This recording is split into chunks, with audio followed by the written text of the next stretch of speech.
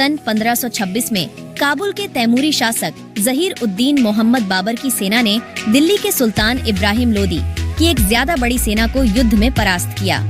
युद्ध को 21 अप्रैल को पानीपत नामक एक छोटे से गांव के निकट लड़ा गया था, जो वर्तमान भारतीय राज्य हरियाणा में स्थित है। पानीपत वो स्थान है जहां 12वीं शताब्दी के बाद से उत्तर भारत के नियंत्रण को लेकर कई निर्णायक लड़ाइयां लड़ी गईं। एक अनुमान के मुताबिक बाबर की सेना में 12,000-25,000 के करीब सैनिक और 20 मैदानी तोपें थीं। लोदी का सेना बल 13,000 के आसपास था। हालांकि इस संख्या में शिविर अनुयायियों की संख्या शामिल है, जबकि लड़ाकू सैनिकों की संख्या कुल 8,000 से 11,000 के आसपास थी।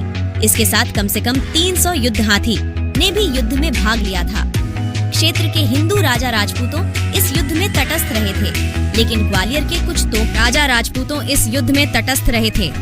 ग्वालियर के कुछ तोमर राजपूत इब्राहिम लोदी की ओर से लड़े थे।